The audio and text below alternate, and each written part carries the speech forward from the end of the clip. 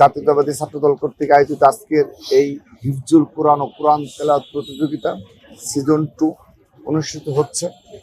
এটি আমাদের দ্বিতীয় দিনের প্রাথমিক বাছাই পর্ব চলছে। আমরা প্রায় শেষ পর্যায়ে চলে এসেছি। কিছুক্ষণ পর আমরা রেজাল্টগুলো বিন্যাসের কাজ শুরু করব।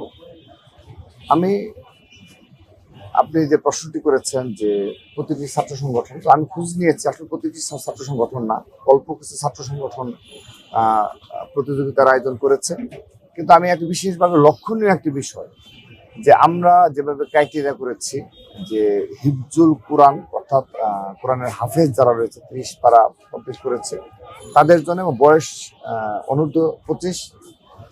তারপর আমরা করেছি হলো শিক্ষা প্রতিষ্ঠান অর্থাৎ বিশ্ববিদ্যালয়, কলেজ এবং স্কুলে যে সকল শিক্ষার্থীরা পড়াশোনা করছে তাদের কোরআন তেলাওয়াত, এবং গ বিভাগে আমরা করেছি হলো আপনার যে সকল শিক্ষার্থীরা বিকাশ পেমেন্টে 10,000 টাকার বেশি অফার, শপিং চলছে তো।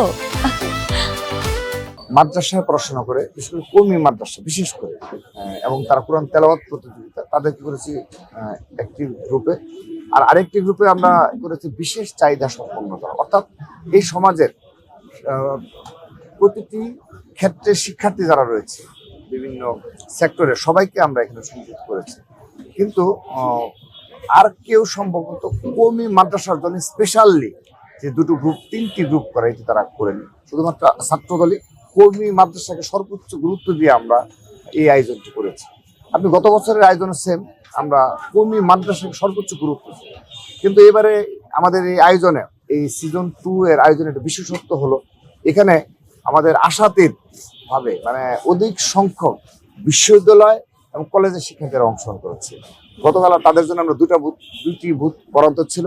এই দুইটি বুথে সকাল 10:30টা থেকে একটানা বিকেল 4টার পর পর্যন্ত আমাদের চলমান ছিল। মাঝখানে শুধুমাত্র নামাজের জন্য 30 মিনিট বিরতি ছিল।